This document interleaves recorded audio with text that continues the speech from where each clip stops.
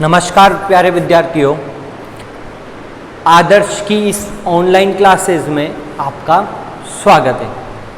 जैसा कि आप सब लोग जानते हैं कि हम लोगों ने पहले जो हम लोगों के पास जो वीडियो बनाए उसमें हम लोगों ने अपनी चैप्टर का या यूनिट फर्स्ट का 2 टॉपिकों को समझा था। पहला टॉपिक जो था हम लोगों के पास वो था कूलाम का नियम, और कूलाम के नियम के अनुसार जो हम लोगों ने सूत्र पढ़ा था वो कितना था कि F = K Q1 Q2 upon R का स्क्वायर। यहाँ तक बात ठीक है। फिर हम लोगों ने इसका वेक्टर पढ़ा था, मतलब सदिश पढ़ा था, तो हम लोगों ने क्या बोला था K Q1 Q2 और R1 वेक्टर का स्क्वायर, और यहाँ पे कितना है था R1, मतलब उसको सदिश में निरूपित किया था। इसके पश्चात हम लोगों ने पढ़ा कि आवेश अगर बहु आवेश हो तो उनकी वजह से लगने वाला कुल बल क्या होगा। तो हम लोगों ने पढ़ा था कि सूत्र आया था हम लोगों के पास, परिणामी बल = कितना होता है K Q0, और यहाँ कितना था QI अपॉन RI, और उसके लिए RI का वेक्टर, और समेशन ऑफ I = 1 से लेकर n तक हम लोगों ने समेशन लगाया था। यह हम लोग पहले जो वीडियो है उसमें चर्चा कर चुके हैं। इसके पश्चात हम लोगों ने कुछ उदाहरण लिए थे जिससे हमने जाना था कि किस प्रकार हम लोग एक बल में के लिए आवेशों की बात करते हैं, कैसे उनका प्रकृति होती है, वो आकर्षण प्रकृति के होते हैं या फिर प्रतिकर्षण प्रकृति के होते हैं। उसके पश्चात हम लोगों ने देखा कि उनका सदिश निरूपण कैसे होता है। सदिश निरूपित हुए तो उसके अंदर हम लोगों ने क्या किया, किस तरीके से द्विधा निर्देश की बात की थी।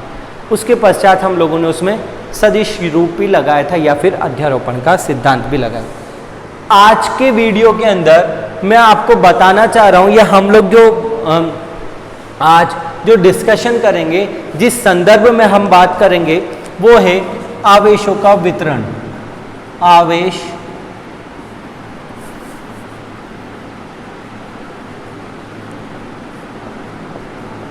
वितरण,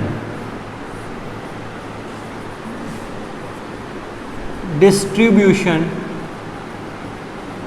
ऑफ चार्ज, के आवेशों का वितरण किस प्रकार होता है और किस प्रकार से आवेश वितरित किए जाते हैं, और जब आवेशों का वितरण होता है तो किस प्रकार से बल, या फिर हम लोग बात करें कि कूलाम के बल की चर्चा करते हैं।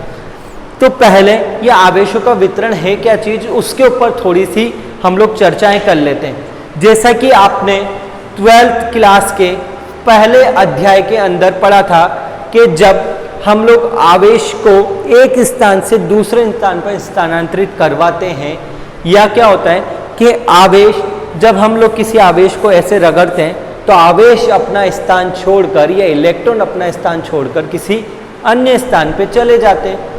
उस अकॉर्डिंग या उस बिहाफ पे या उस धारणा के अंतर्गत हम लोगों ने क्या माना कि आवेश धनात्मक और ऋणात्मक भी होते हैं। यहाँ तक आप लोगों ने, आपके पास 12th स्टैंडर्ड के अंदर आप लोगों को ज्ञान दिया गया था। उसमें जब आप लोग द्वितीय अध्याय में पहुँचते हैं तो आप लोगों को पता होता है कि जो आवेश एक स्थान से दूसरे स्थान पर गए, ये वितरित हो रहे हैं, इनका वितरण हो रहा है, ये स्थानों को पे चल रहे हैं। जैसा कि मैं बात करूं, अभी मैंने ये मार्कर लिया और ये क्या है, एक लाइन टाइप में एक तार है, तो आवेश इसमें फ्लो होंगे नहीं होंगे, होंगे।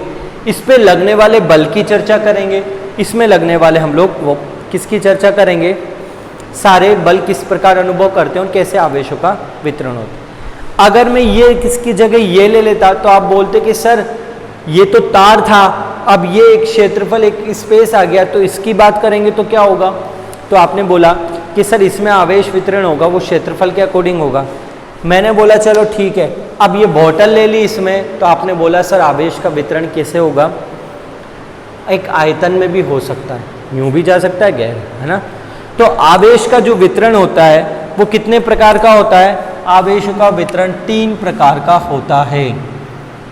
आवेश का वितरण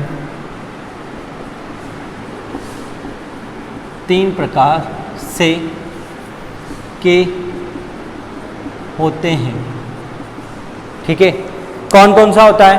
पहला देखिए, तार की बात किया था हम लोगों ने, या रेखीय वितरण यानी लीनियर चार्ज डिस्ट्रीब्यूशन।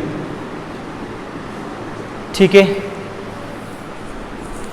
फिर होता है हमारे पास क्षेत्रफल वितरण, सरफेस चार्ज डिस्ट्रीब्यूशन, और अंत में जो थर्ड होता है वो होता है मेरे पास आयतन वितरण यानी वॉल्यूम चार्ज डिस्ट्रीब्यूशन। तो आज हम लोग इन डिस्ट्रीब्यूशन में क्या क्या चीज़ें होती है और किस किस प्रकार से इनमें समावेश किया जाता है उसके बारे में हम लोग चर्चाएं करेंगे। तो चलिए पहला लेते हैं हम लोग रेखीय वितरण, और इसमें किस प्रकार चर्चा करेंगे वो देखते हैं। पहला क्या है मेरे पास? रेखीय वितरण।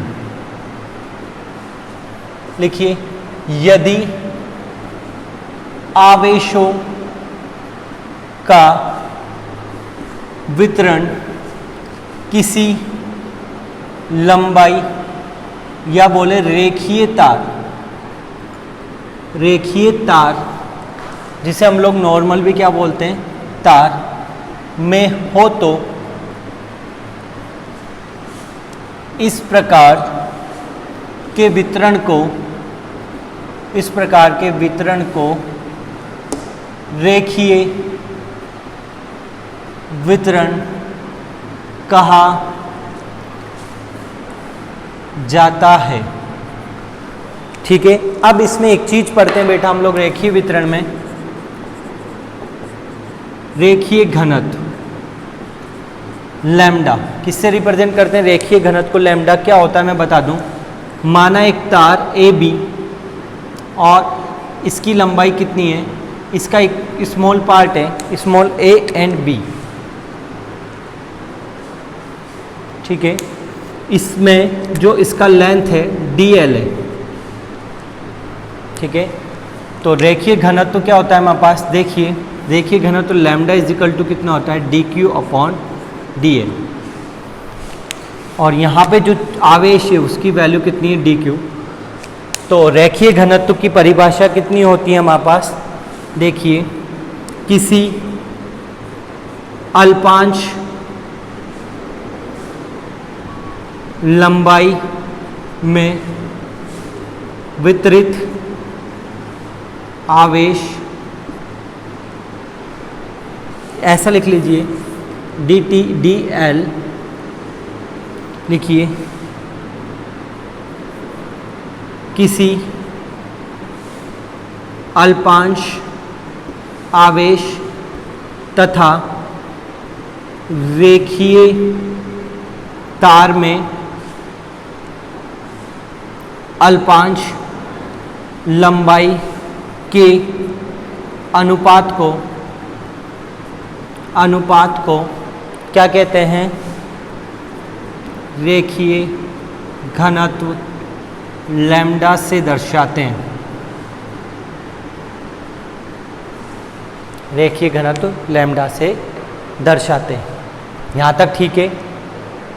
तो कितना हो गया जरा देखिए, इसकी यूनिट निकालें। मात्रक कैसे आएगा?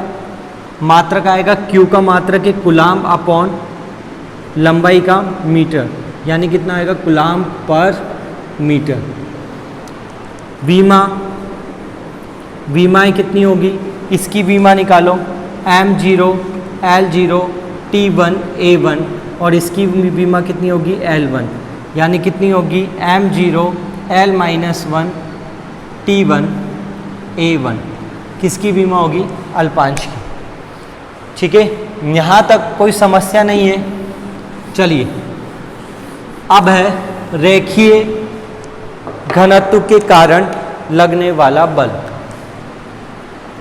रेखीय घनत्व के कारण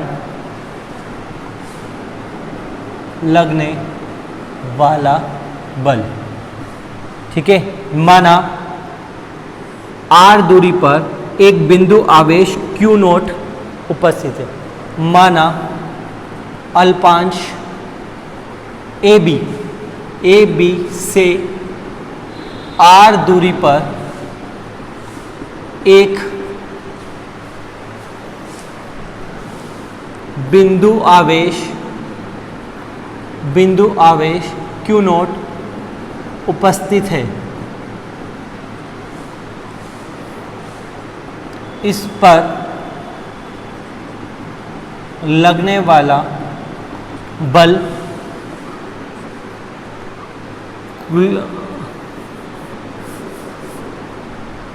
ठीक है, हो गया। क्या होगा हमारे पास किसकी परिभाषा से? बोलिए, इलेक्ट्रोस्टैटिक्स या स्थिर वैद्युतिकी बल की परिभाषा से। स्थिर वैद्युतिकी बल की परिभाषा क्या है हम लोगों के पास? F = K Q1 Q2 upon R square. तो यहाँ पे कितना आएगा? DF अल्पांश पे बल K Q not DQ upon R square. Yes and no? जहाँ DF क्या है? अल्पांश AB पर लगने वाला बल। ठीक है, DQ क्या है? अल्पांश AB पर आवेश Q नोट तो आपको पता ही है, अभी लिखा है हम लोगों ने, कितना है? बिंदु आवेश है। और ये तो देखिए यहाँ तक क्लियर है। कुल बल कैसे निकालूंगा? कुल बल F = कितना आएगा? समाकलन ऑफ DF। किसका समाकलन कर दूँ? DF का। और A से B तक, A से B तक इसका क्या कर दिया है मैंने?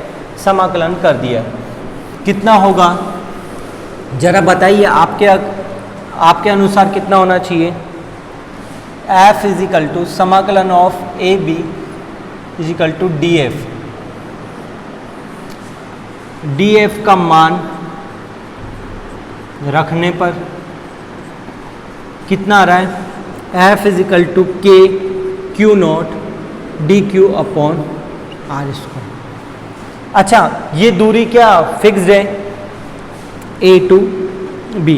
F = K Q R square common ले लिया मैंने, DQ A to B। ठीक है ना? आगे देखो, चलिए, रेखीय आवेश घनत्व की परिभाषा से क्या हो रही? रेखीय आवेश घनत्व की परिभाषा क्या? Lambda = DQ upon DL। Lambda = DQ upon DL। तो DQ = कितना आएगा? Lambda DL।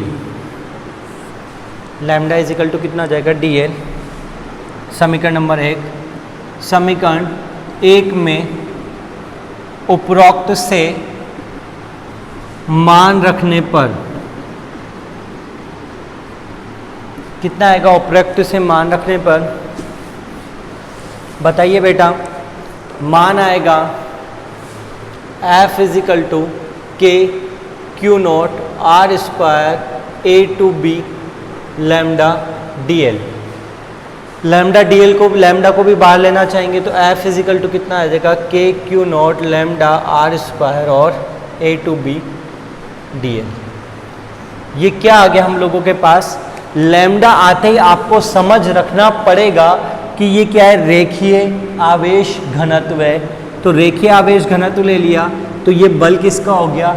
रेखीय आवेश घनत्व या किसी तार या किसी लंबाई के तार जिसका आवेश वितरण कैसा हो? रेखीय, उस पे लगने वाला कुल बल।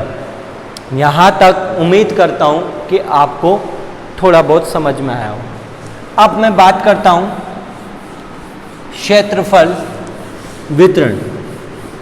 क्षेत्रफल में आवेशों का वितरण। दूसरा क्या है मेरे पास, क्षेत्रफल में आवेशों का वितरण।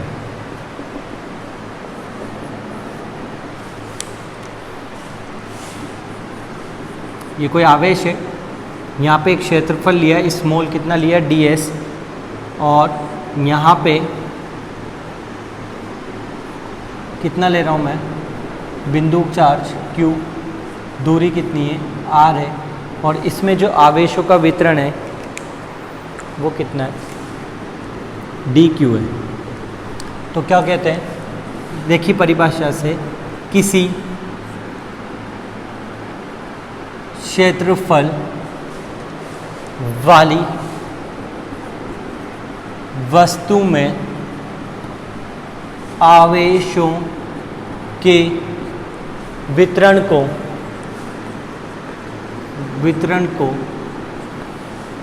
क्षेत्रफल आवेश वितरण कहा जाता है। या फिर कई लोग आपको ऐसे भी बोलेंगे, कई किताब बोलेगी कोई क्षेत्रफल है या फिर कोई वस्तु है, उसके यदि क्षेत्रफल में आवेशों का वितरण हो तो उसे क्या कहेंगे हम लोग, क्षेत्रफल आवेश वितरण। तो क्या परिभाषा होगी जरा देखिए, किसी वस्तु के केवल क्षेत्रफल में, केवल यदि क्षेत्रफल में आवेशों का वितरण हो तो इसे क्षेत्रफल आवेश वितरण कहा जाता है। परिभाषा क्या कह रही है कि कोई भी चीज़ हो, जैसे माना ये एक हमारे पास जस्टर है और इसमें जब मैंने आवेशों का वितरण किया, कोई भी अन्य सोर्स लगाकर आवेशों का वितरण किया, तो यदि आवेशों का वितरण क्षेत्रफल में हो रहा है तो इसे क्या बोलेंगे कि आवेश कौन सा हो रहा है, क्षेत्रफल वितरण को दर्शाता है। यहाँ तक उम्मीद है और आशा करता हूँ कि आपको समझ है और आप लोग समझ रहे होंगे। ठीक है, अब है हम लोगों के पास क्या बोलते हैं, क्षेत्रफल आवेश घनत्व। क्षेत्रफल आवेश घनत्व का मतलब होता है, किससे लिखते हैं हम लोग, सिग्मा से।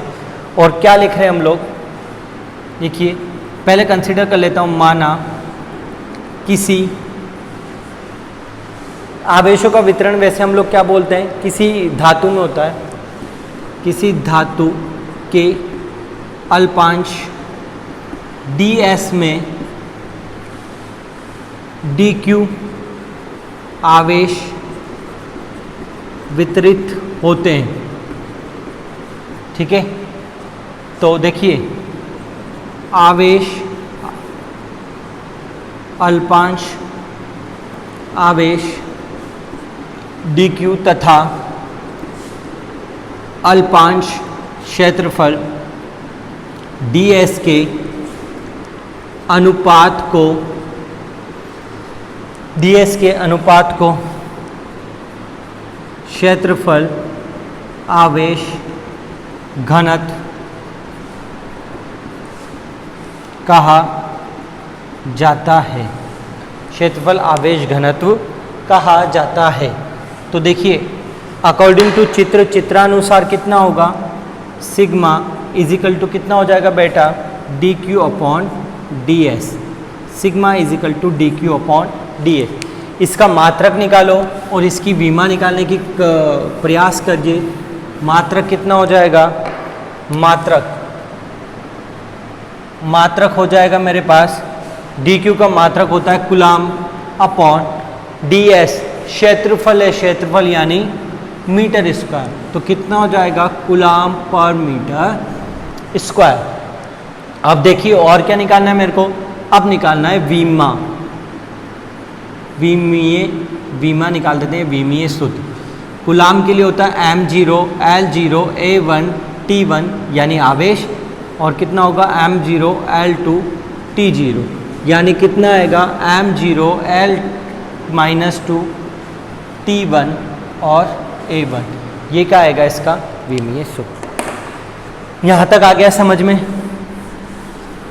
अब क्या बात करनी है हम लोगों को? अब हम लोग बात करेंगे इस अल्पांश के कारण लगने वाले बल और कुल बल की। ठीक है, तो लिखिए हेडिंग, क्या बात कर रहे हैं हम लोग? क्षेत्रफल वितरण में अल्पांश बल तथा कुल बल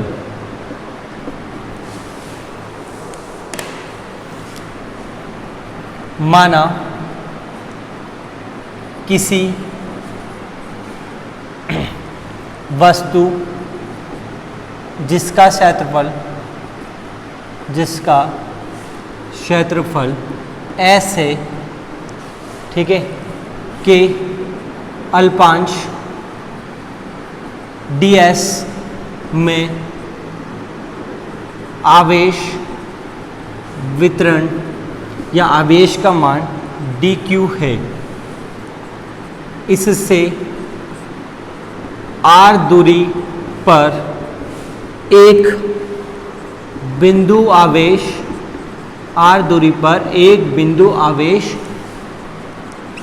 dq नॉट उपस्थित है। ठीक है, तो अल्पांश के कारण लगने वाला बल क्या होगा? लगने वाला बल dF = K, सेम फॉर्मूला सूत्र क्या होता है हमारे पास? K Q1 Q2 upon R square. K Q1 की जगह तो लिखा Q0, Q2 की जगह लिखा dQ अपॉन R स्क्वायर। किसका मान आया? dF का मान आया हम लोगों के पास। यहाँ तक कोई दिक्कत है? अल्पांश के कारण लगने वाला बल। अब बात करता हूं किसकी? कुल बल की।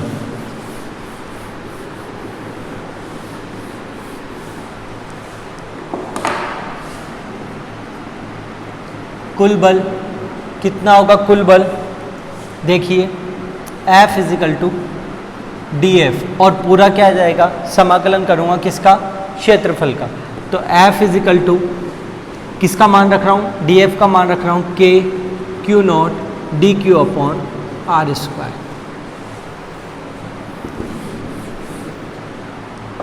ठीक है, F = कितना आएगा?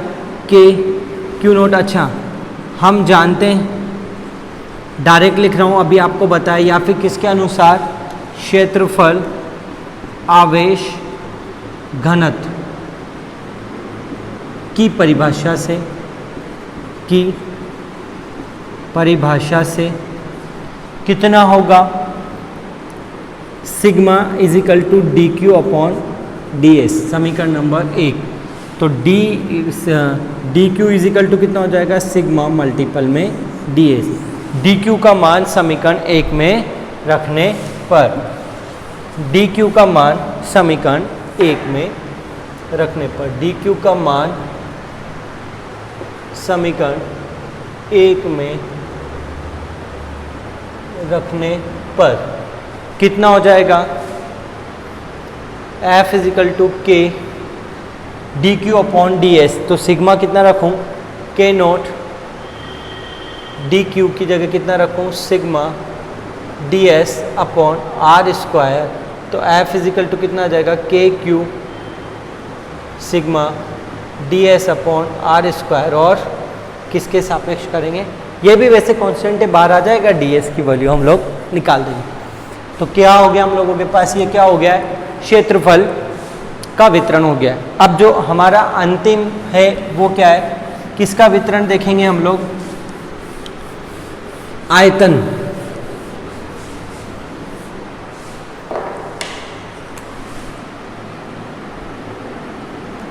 आयतन में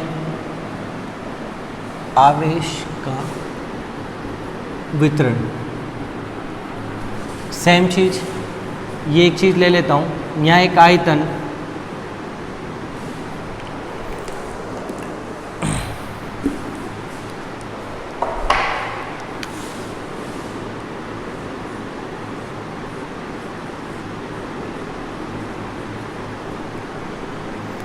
ये आयतन है dv और यहाँ पे जो आवेश का जो वितरण हो रहा है वो कितना हो रहा है, dq हो रहा है। ठीक है, तो क्या लिखेंगे, किसी भी, क्या बात कर रहा हूँ मैं, वस्तु जिसमें आवेशों का वितरण उसके संपूर्ण आयतन में या उसके आयतन में हो, क्या होता है वो आवेश, क्या कहलाता है, आवेशों का वितरण। तो क्या कहते हैं, किसी वस्तु में यदि वितरण उसके आयतन में हो तो ऐसे वितरण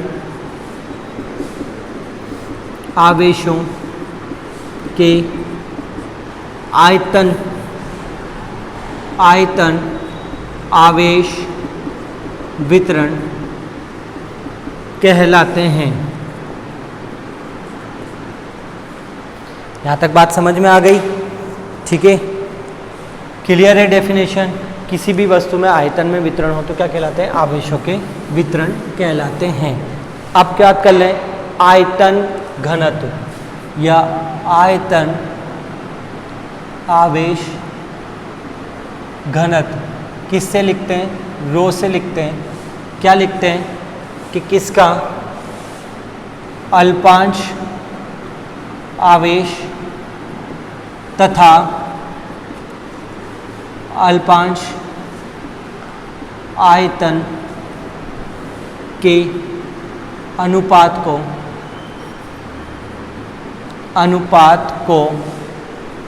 क्या कहते हैं,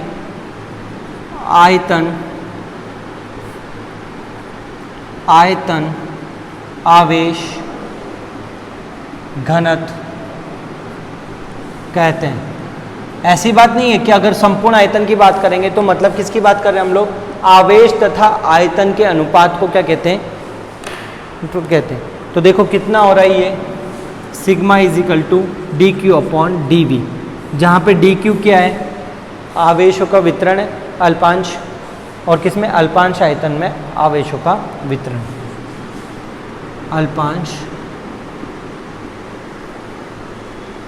आयतन में आवेश या आवेशों का वितरण। ये क्या है, अल्पांश आयतन है, अल्पांश आयतन। यहाँ तक बात समझ में आ गई? मात्रक निकालिए, ये लैंग्वेज नहीं लिख रहा हूँ मैं, अब आप बड़ी क्लास में आ गए।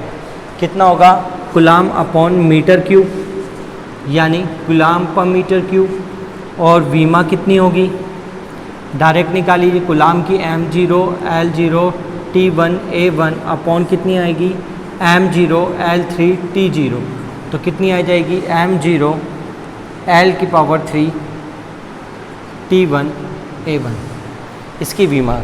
अब इसके द्वारा लगने वाले बल की चर्चा कर लेते हैं। बल, तो बल कितना होगा F, उसके पहले मैं बात करता हूँ अल्पांश पर बल किसका, dF का। तो मानता हूँ यहाँ से कितना r दूरी पे Q नोट है, अभी हम लोगों ने कर चुका है, कोई लैंग्वेज नहीं लिखा रहा हूँ मैं, डायरेक्टली लिख रहा हूँ। कितना आएगा, dF is equal to K Q not dQ upon r square. कुल बल की बात करूँ, कुल बल कितना होगा, अब सीख चुके हैं, 2 बार खुद से करने का प्रयास कीजिए। कुल बल इज इक्वल टू कितना हो जाएगा, F is equal to dF और पूरा V, F V की वैल्यू डाल दीजिए, K Q not dQ upon R square. S क्या है, ये कॉमन है, K Q not R square common आ जाएगा, तो कितना आ जाएगा, dQ, क्योंकि वितरण तो यही हो रहा है, ये तो सेम दूरी पे। ठीक है, अब बात करूँ dQ की, तो किसके, आयतन आवेश घनत्व की परिभाषा से क्या है, D rho is equal to D Q upon D V. तो D Q is equal to कितना आ जाएगा बेटा, रो डी वी। तो यहाँ पे कितना पुटअप कर दूँ, डी क्यू की जगह रो डी वी, तो F is equal to K Q not R square rho D V and V. Rho भी एक कांस्टेंट है, K Q not rho R square और डी वी। ये किसकी बात हो गई हमारे पास, किसी आयतन में बल। तो डियर स्टूडेंट्स, आज हमने आपके स्थिर वैद्युतिकी का तीसरा जो वीडियो है उसमें आप लोगों को बताया है कि किस तरीके से आवेशों का वितरण होता है, किस किस प्रकार से आवेशों का वितरण होगा और उनसे संबंधित बल किस प्रकार से ज्ञात किए जा सकेंगे। उम्मीद करता हूँ और आशा करता हूँ कि आपको ये चीज़ समझ में आई होगी। अगर नहीं समझ में आता है तो आपकी जो वेबसाइट या आपने जो ऐप किया उसमें एक डाउट सेक्शन है, उस डाउट सेक्शन में जाके आप मुझसे पूछ सकते हैं और आप मुझे पर्सनली फ़ोन करके भी इन चीज़ों के बारे में पूछ सकते हैं। तो घर रहिए, सुरक्षित रहिएगा और पढ़ते रहिएगा। जय हिंद, जय भारत।